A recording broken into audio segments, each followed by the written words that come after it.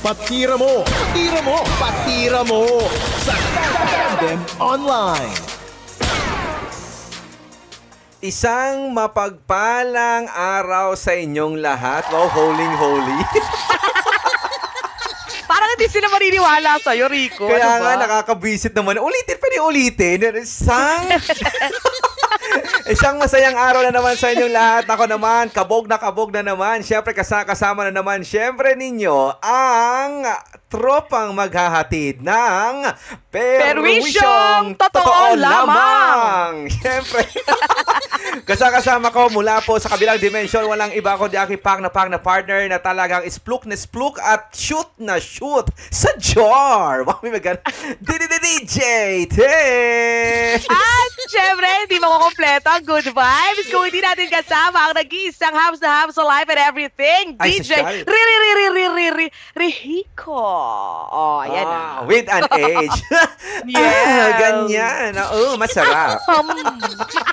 Siyempre, Patira sa Tandem na naman ninyo napapanood sa pamamagitan ng ating YouTube channel, ang Patira sa Tandem ni Tess and Rico. At siyempre, kung saan man ninyo kami napapakinggan na podcast platform ngayong araw na ito, welcome, baguhan ka man o hindi. Nako, sampulan na natin to, partner, kung ano nga ba ang laman ng ating Patira ngayong episode na ito.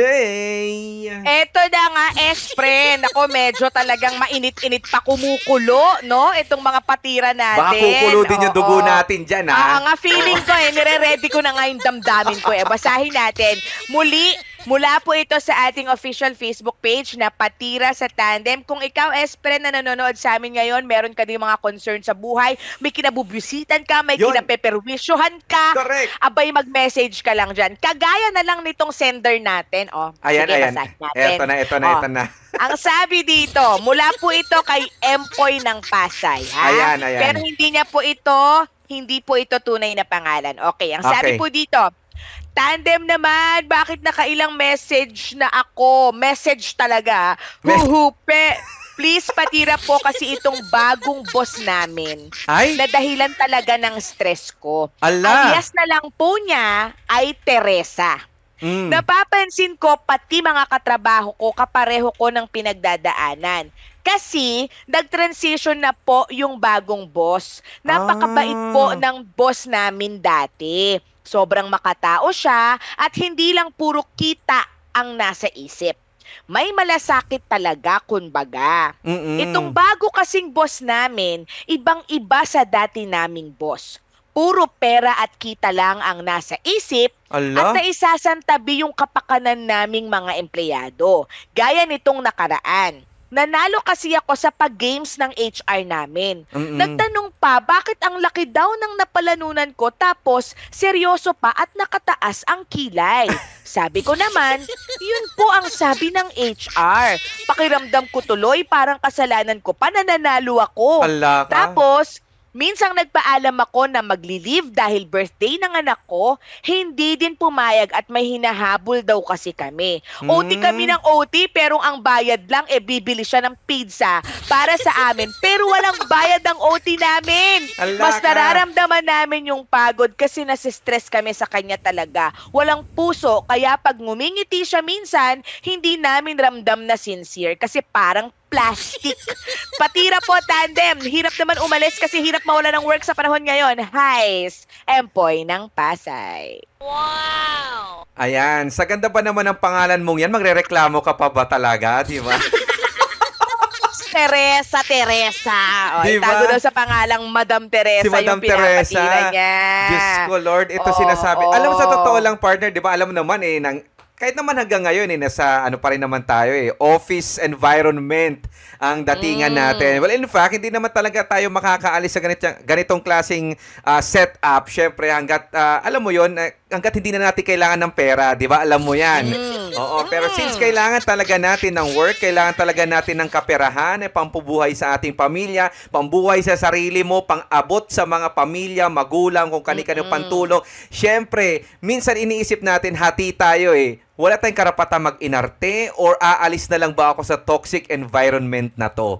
Di ba? Oo. Yun Ang hirap eh. kasi sabihin na, hindi, umalis ka dyan, mag-resign ka dyan. Napakadaling sabihin nun Correct. para sa mga taong wala doon mismo sa sitwasyon. Kasi Totoo. di ba, iisipin mo din, syempre, sa hirap ng buhay ngayon, hindi naman basta agad-agad ay makakapag-desisyon kang umalis na lang sa trabaho at makahanap ng bago. Yun. Unless kung nag-a-apply ka habang employed ka, tapos may nakita ka at hindi ka mababakante, baka uubra pa. Totoo. Pero hindi siya madali. Diba? Totoo yan. Hindi siya madali. Kumbaga Oo. parang ito nga lagi kong ina-advise sa lahat na rin ng mga, syempre yaman din lang, alam mo yun, nangyari na rin naman sa buhay natin yan, nag-resign din naman talaga tayo. Nasa proseso, magandang proseso. In all fairness naman sa naganap sa buhay ko, ito personal na lang din. Nung umalis ako sa mga kumpanya bago ako lumipat, grass hop, sabi nga nila yan. Nako naman, naging okay naman ang kumbaga may closure, may mga ganyan-ganyan din siyempre sa trabaho. Walang masamang tinapay, ika nga natin. Pero pagdating dyan sa'yo, Empoy, at sa naging relationship o magiging relationship pa ninyo ni Madam Teresa na umako na ngayon, siyempre nagpalit na, di ba? Nasabi mo nga, nagpalit ng dito sa work, kumbaga siya na ang humahawak sa inyo compared dun sa dati na mabait. Ito na yung sinasabi natin na culture shock. Di ba? Na culture shock ka na. Ngayon, parang sa sobrang pagkabigla mo, wala ka ng room para mag-adjust. Di ba? Siguro nasa process ka ng pag-a-adjust, still kinukumpara mo yung dati sa ngayon, pero syempre, malamang sa malamang, makikita mo talaga yung difference. Ang laki kung talagang yung nakaraan, alam mo yun, oriented. Ibig sabihin, employee kumbaga oriented, people, diba? Person ata Totoo. yung dati nilang boss. Correct. Oo, yung parang maaasahan mo, ang ganda ng trabaho, ang ganda ng workplace, yung harmonious, ika nga natin, di ba? Yes, Ano ba yun? May mga camaraderie, may mga ganyan-ganyan pang mga nalalaman. Di ba? Tapos ngayon, bigla kang nagulat kasi biglang parang humigpit, parang kulang na lang, bawal nang mag-absent, bawal nang mag-leave, bawal na. Ito yung sinasabi natin na, di ba, nag-a-apply ka, sabi mo, you can work under pressure. Pero kapag, di ba, may mga nalalaman ka pa na parang, kaya mo mag-adjust sa isang iglap, 'di ba? Kapag halimbawa hinihingi ng pagkakataon, 'di ba? Ngayon ito na try mo kaya munang i-adjust yung sarili mo, 'di ba? I-try mo lang. Ngayon kung hindi mo talaga kaya at talagang para sa iyo isa na tong toxic environment, mag-isip-isip ka na ano nga ba ang pwede mong gawin, 'di ba? Tulad ng sabi ni partner ko kanina, huwag kang aalis. Huwag muna tayong aalis hangga't wala pa talagang tiyak na malilipatan. Yan din yung ina-advise ko sa mga, alam mo yon, nagtatanong din sa akin mga kaibigan, diba? Sa mga tropa natin, sa mga relative natin na humihingi ng take natin sa ganyan. Kasi syempre, Empoy, ayaw naman namin na sinasabi naman namin na talagang perwisyong totoo lamang itong mga kag-anuhan namin dito, mga huntahan namin ni Rico. No? Correct. Pero syempre, minsan, pag iniisip namin na inilalagay namin yung sarili namin sa sitwasyon ng mga nagpapatira, ang hirap sabihin agad sa'yo na, balis ka na dyan! Oo. Wala ka na palang kasiyahan dyan eh. Mahirap yun. Ang pinakamaganda mo nga gawin, sabi nga ni Espren, bigyan mo ng chance itong bagong boss. Pero gets namin yung sentimiento mo kasi totoong nakakapi kayong ganyan. Totoo. Nako, kung alam mo lang may mga, alam mo yun, may mga experiences tayong ganyan. Partner, ayoko naku, makikwento na talaga ako. Wait lang. Hindi, kung baga, wala naman tayong sinasabing kung ano mang kumpanya yon or whatever. Pero syempre, naramdaman din namin yung mga ganyang pakiramdam, no, na para bang hindi pa pwedeng balansehin. Totoo. Bakit parang hindi pwedeng magkaroon ng personal na buhay, no? Lalo na gaya niyan. Bakit parang kinerkasyon, pati na palanunan ko, parang kasalanan ko pa. Alam mo yun, hindi natin nararamdaman minsan yung sinseridad kapag may mga ganyang sitwasyon. Diba? Ang hirap. Tapos, birthday ng anak mo, di ka papayang mag-leave. Siyempre, sasama talaga yung loob mo, diba? Oo naman. Makakasama talaga ng loob. Kaya lang yun nga, hindi mo pa kasi nakikilatis din ng lubusan. Kung anong klase bang, ano bang karakteristik na itong bagong boss, baka kasi may kasamang judgment na rin yan. Totoo. Dahil nga hindi siya kasing people person nung dati yung boss. So, maganda nga dyan, bigyan mo din ng chance ng konti. Pero wag mo ding baliwalain yung sentimiento mo, kasi valid rin yan. Oo. So, oo. Yung iba pa nga, boss, di ba, naranasan ko rin yung parang sila mismo magtutulak sa'yo na, sige, mag-leave ka pa kasi kailangan ka ng pamilya mo, may mga ganyan. Pero hindi mo siya hindi siya tunog sarcastic, talagang gustong-gusto niya kasi kumbaga, ito kasi mahirap dito mga S-friend Maniwala kayo sa hindi. Although hindi pa naman talaga ako nag-manage or sabihin na natin hindi pa naman talaga totally naging na-promote as manager, pero syempre, bilang empleyado at bilang syempre naging kahit papaano naging supervisor sa ibang mga company na pinagtrabahuhan natin, alam natin yung mga hinaing na mga nasa ilalim, yung kumbaga yung mga constituents na tinatawag, diba? Mga ganyan. Alam mo kung ano yung pakiramdam nila dahil nanggaling ka doon. Ngayon kasi nakikinikinita ko dito kay Madam Teresa, kung sino pa man Teresa Satanas, kung ano bang pangalan mo dyan sa kanya. Di ba? Parang nakikita ko kasi sa kanya, parang feeling ko hindi siya dumaan sa pagiging katulad nyo Di ba? Posible, S-friend. Totoo. Parang parang sumalo na lang siya ng isang posisyon na hindi siya dumadaan sa mga katulad ninyo, kaya hindi niya at never niya niyang maiintindihan, magigets kung ano yung sentimiento ninyo. Di ba? Napaka-hard. Alam mo na, marami na kaming ang dami na namin sinabi, ang dami na ipinangalan sa mga dating boss namin. Pero at the end of the day, syempre, kailangan igalang pa rin natin yung karakteristik niya dahil siya kasi yun Kumbaga hindi mo na minsan mababago Pero kasi ang sistema, ang nilalaban lang natin dito, minsan heartless ka dahil hindi mo ako pinayagan, hindi nag-leave ako, hindi mo pinirmahan. Samantalang yung iba parang choosy, parang alam mo yung favoritism, parang gano'n. Kaya naniniwala ako, partner, doon sa sinasabi mo na kahit pa paano itong si Empoy, meron ng judgment kasi kung bakit ganyan na ang hinaing mo, di ba? Kung baka pagbigyan mo muna siya dahil kung mapapansin mo yan on the long run kung talagang totoong leader ka o hindi. Sabi nga nila kapag leader ka, magkaiba ang boss sa leader. Alam mo yan, partner, di ba? Oo. Ilang beses namin pinag-uusapan to sa labas ng coffee shop. Alam mo yan. Ano ba? Oo. Sinasabi ko na kapag mga ganito talaga, makakapagkwento talaga ako.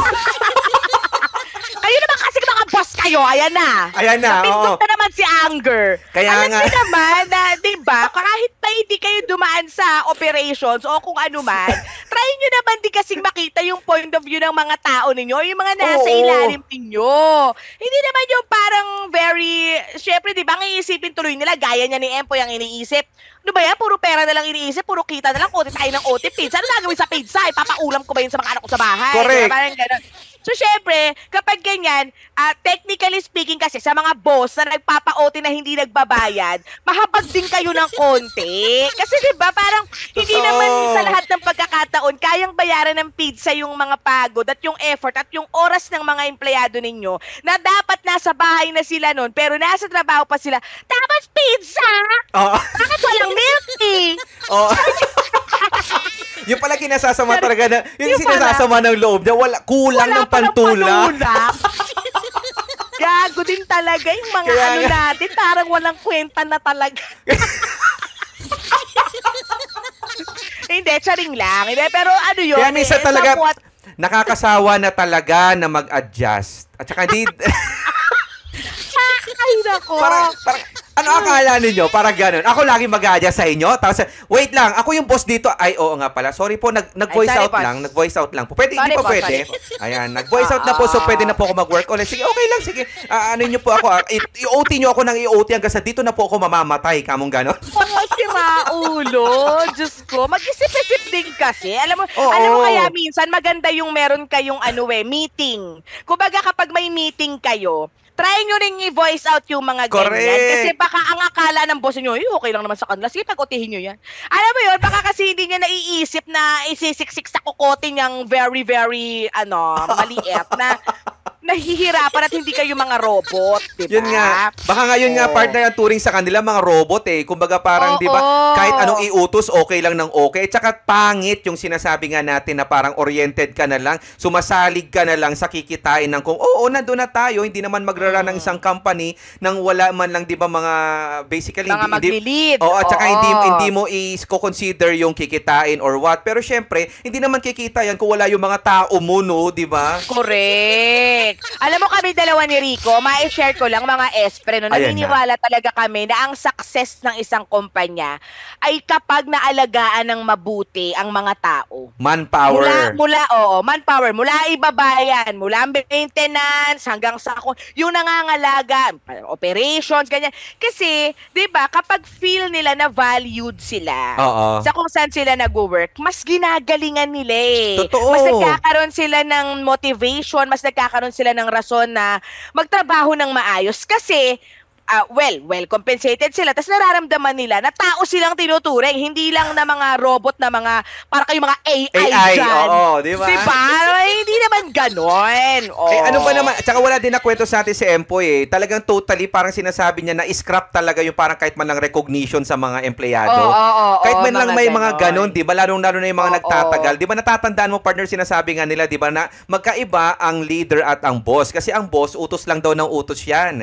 Di ba? Ang leader, ipapakita sa'yo kung paano siya gagawin. Gagawin, correct. Iba yan, kaya dyan muna mag-gauge Empoy kung alin siya sa dalawa, di ba? Ayaw naman namin din i-judge siya sa pamamagitan ng kwento mo dahil baka, syempre, ganun lang talaga yung estilo. Iba-iba kasi yung mga boss paminsan eh. 'Di ba? Iba-iba yung estilo ng kanilang pamumuno. Minsan na hindi mo talaga gusto. Ngayon kung hindi mo na talaga gusto at napatunayan mo na hindi siya leader na totoo at talagang puro kita na lang ang iniisip at walang pakialam sa mga tao, diyan ka na, wag ka na magdalawang isip. Pwede ka na maghanap ng iba, pero make sure na syempre, wag mo nang ikikwento din ito sa mga kasama mong minsan eh. Alam mo yung ano ba yun? Gusto lang ng promotion, susumbong-sumbong. Alam mo yun? Yung mga ganyan. Alam mo, minsan ang hirap magtiwala. Kasi syempre yung iba, isi-save nila yung mga werot nila dyan. Save us, di ba? Correct. Parang hindi mo maiisip. Kung ikaw, ganyan yung mga sentimiento mo, di ba? Wag din masyadong palakuda sa mga kung kani-kanino. Mag-ingat ka din. At saka, kung mag-resign ka, wag ka na lang din mag-recruit. Alam mo yun, para wala na lang ding issue. Di ba? Hayaan mo sila mag-decide sa sarili nila. Di kung gusto nila mag-resign, hindi mag-resign sila. Basta ikaw, ang itindihin mo yung mental health mo rin, yung pagod mo rin. Kung pakiramdam mo, hindi na talaga bumabalik yung dapat na ibinabayad or ibinibigay sa'yo ng kumpanya. Unti-unti, magkaroon ka ng action plan. O, di ba? Ay, try ko magpasa ng CV or resume ko sa ganito. Try kong magpa-refer sa kumpare ko dito. Yung kumare ko may kilala sa ganyan. Baka sakali. Ngayon, kapag umuusad na yung mga feeling mong magagandang application kung saan-saan, doon ka mag-decide. Kasi ang hirap, alam mo, Empoy, napakahirap talaga mawala ng trabaho ngayon. Totoo yan. Napakamahal ng bilihin. Kamatis lang. Magkano ang kamatis, Empoy? Kaya Diyos nga. Ko. Ano ba yung piraso ngayon, Diyos ko Lord? Di ba sinasabi nga natin, wala nga tayong karapatang mag-inarte. Minsan, iibase lang natin sa talagang nararanasan natin. Kaya sabi ko, Empoy, alam mo noon, kung ako lang tatanungin, lagi sasabihin, mag-resign na. Pero nung ako na rin, di ba, parang iniisip ko, isa rin kasi sa mga naging dahilan kung bakit, isa sa mga masasabi natin na dahilan kung bakit ang hirap mo minsan mag-resign, yung mga tao, yung mga kaibigan, yung friendship, yung bonding ninyo dyan, lalong-lalo na sa mga kapareho mo rin na merong ganyang hinaing. Pero, di ba, hindi naman necessarily na parang mag-banding-bandingan, mass resignation ang gagawin ninyo dyan. At tulad na sabi ni partner na yung magyayaya ka pa ng iba. Wag naman ng ganun. Kung gusto mo, ikaw na lang umangat, ikaw na lang umalis para maiwasan mo ang toxic na environment. Katulad na lamang pag sinabi, isang senyales sa mga toxic workplace environment, yung parang feeling mo, hindi ka na pinagkakatiwalaan. In a sense na nag-file ka ng leave, pero ang daming tanong. Diba? Parang hindi naniniwala. At saka minsan, parang may trust issue lagi. Oo, diba? Kumbaga parang ang masaklap pa dito, Empoy, yun bang parang sa sobrang alam mo yung lack of trust nga, sabi nga nila sa iyo bilang empleyado, to the point na alam mo yun, yung boss mo nanonood ng mga story mo sa Facebook, nakikita mo nag-story. Parang binabantayan ka. Kaya ito Empoy, isa rin sa mga sinasabi ko sa inyo. Nako naman, kung hindi mo feel na maging friend sa Facebook yung boss mo, wag mo na, kaya supervisor, wag mo nang i-friend talaga dahil baka mamaya nag-o-observe lang pala talaga yan. At humahanap lang ng dahilan at parang ang inumpisahan ka na dun sa parang napanalunan, question ka na nga doon, di ba? Parang tuloy at tinitingnan na lamang natin dito na angle, yung parang isa ka sa mga pwedeng pag-initan sooner or later kapag meron kang ginawang hindi maganda. Diba? Kasi parang iba kasi yung personal na buhay mo sa professional na buhay mo. Baka rin Totoo. kasi nami-misinterpret ng boss mo yung mga galawan mo sa social media. Minsan pa naman, seryoso nilang tinitake yan. Yung alam mo yun, ikaw nang gagago ka lang sa social media, nang tatarantado ka lang ng mga friends mo dyan. Tapos sila parang, parang na-judge ka na yung gano'n. Unless, kung yung mga boss mo or superior mo, naging tropa mo, yan okay lang. Kasi alam mo silang basahin. Alam mo yun, may mga ganong relationship which is maganda. Swerte ka kung gano'n. Pero kung ganyan, na medyo parang hindi kayo magka-connect ng iyong bossini, ayuwit na lang. Kumbaga, at saka ito pa partner, sinasabi kaya pinapaiwas ko sa kanya na maging friend niya dahil baka mamaya may ma-share ka, bigla siyang natamaan doon tungkol sa mga toxic environment ng isang opisina. Baka mamaya ako ba to, ipatawag ka. Lagi kang imi-meeting to the point na ikaw na all eyes on you, CCTV nasa sa iyo na. Tapos yan, nahahanap na sila ng pwedeng maging grounds para patalsikin ka, paalisin ka. Kaya kung ako sa'yo, makipaglaro ka na lang sa kung anong gustong laro ng boss mo. Ganun na lang.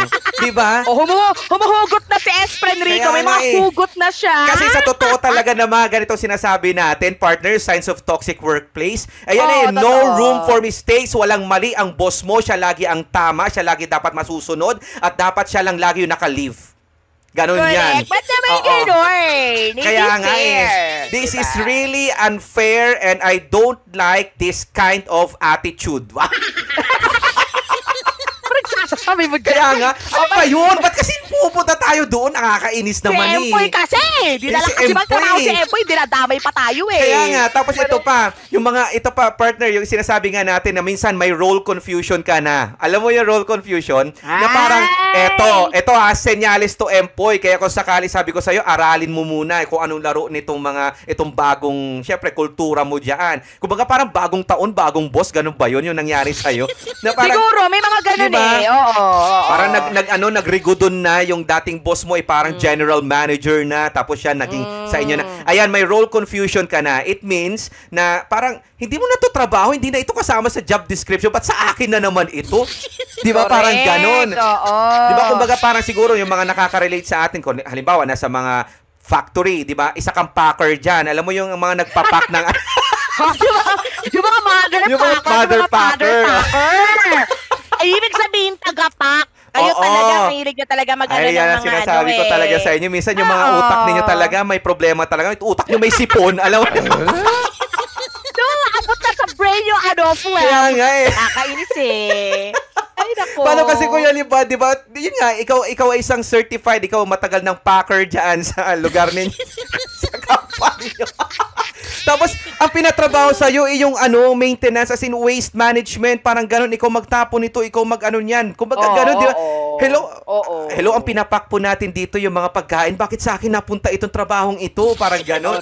May role confusion. Yan yung sinasabi natin. Isa pa, excessive na yung stress mo na parang minsan hindi mo na makontrol to the point na hindi ka na makatulog. What went wrong? Ano bang gagawin ko bukas para ma-please sila? Parang ganun Di ba? Ay nako. Tsaka parang nakakabuang na yung ganyan, no? Oo, totoo parang naman nakakaturyong na ng utak. Correct yan. At saka yun nga, sinabi na namin sa inyo, di ba? Yung lack of career support at hindi ka na tinuturing na isang tao, tuloy, bumababa yung moral mo bilang isang trabahante. Di ba? Parang ganun Oo. Kaya yan ang sinasabi parang ko. parang bumababa na rin yung tingin mo sa sarili mo. Parang pati ikaw, kine-question mo na yung sarili mo. Alam mo yung parang apektuhan ka na talaga. Buong pagkatao mo na apektuhan na. Ay, Diyos ko day. Mahirap talaga yan. Kumbaga parang yun na nga, packer ka na nga, tapos lalo pang fuck up talaga yung Hindi naman porket packer ka dyan. Pinapak yung mental health. Diyos ko, Lord, ano ba naman yan? Nakakainis. Ano ba doon naman sa boss nyo, kung halimbawa, alam mo maganda, i-share mo tong episode natin, tapos i-tag mo halimbawa sa mga group o sa GC ninyo, ilagay mo sa GC nyo. Sabi mo ganito, ito na yung mga pwede natin sabihin. Doon naman sa boss, partner, sabihin na lang natin, doon naman sa boss, huwag ka naman ganyan. Kumbaga, ituring mo pa rin naman kahit papaano na mahalaga sa isang structure ng company, yung mga tao mo. Diba? Tapos kung ikaw magyayabang ka sa ibang company, sabihin mo, ayan si employee, tao ko yan. Yan ang sinasabi ko. Ay! Biglang magka-credit grabbing ng mga eksena her kasi kaya nga, napaproud sa mga naging productivity ng mga tao. Wag na ito, first and foremost. Huwag kang mang-aangkin. Sinasabi ko sa iyo. Diba? Kasi diba, sila pa rin ang gumawa nun. Alam mo, naiintindihan naman namin na bilang boss, syempre, nakafocus ka dun sa revenues, ganyan, yung mga kita. Kasi sasabihin mo sa amin, ay bakit tandem, bilang boss, syempre, pag kumita ko pa niya, sino ba makikinabang? Hindi lang naman kami, syempre, yung mga tao. Nandun na tayo. Hindi naman namin sinasabi na dapat hindi mo itindihin yung kita ng kumpanya kung ikaw isang talagang tonta ka. Ang sinasabi namin dito. Ang sinasabi namin, yung malasakit mo sa mga tao mo, na nagtatrabaho naman ng maayos, wag mo rin pagkaitan ng balansehin yung buhay nila. At saka prioritize mo yung well-being, ika nga nila, di ba? Kasi ganyan naman talaga, kahit anong gawin natin, kahit sa ang istruktura, yung mga pinakababa, yung mga nasa dyan sa middle, sabi mo ng ganon, bago sa iyo. Naku naman, kung wala yung mga yan, wala ka rin naman dyan eh. Sigurado babagsak din ang lahat, di ba? Kaya sana dun sa mga boss, yung mga katulad nito, kay Madam Teresa, umayos naman tayo. Maaari naman natin sigurong maglagay ng konting higpit na mga ganito, pero may boundary pa rin. Di ba? To the point, minsan nakakalimutan mo na dapat sanang isaalang-alang, which is to put your employees first, di ba? At saka yung sinasabi natin, partner, di ba, narinig natin sa isang magandang speech dati, it's not about you, it's not about me, kundi dapat we. Yes! Diba, teamwork makes the dream work. Correct! Diba? At dahil dyan, salamat po sa mga nagpunta sa webinar natin ngayon. Yes, thank you for calling. Thank you for escalating this concern. This has been escalated to the proper management. Wow! Kaya bilib na bilib ako sa mga BPO pips natin dyan eh. Correct, di ba? Madaling trabaho. Isa rin yan, partner, sa mga pwede nating mabigay na fine example ng toxic environment. Yes, diba? oo. Kaya napakatibay, napakalalakas talaga ng mentalidad, physical aspect, at talaga ng damdamin ng mga nasa BPO. Lalo na kapag ang account nila, yung mga irate customers, yung laging galit.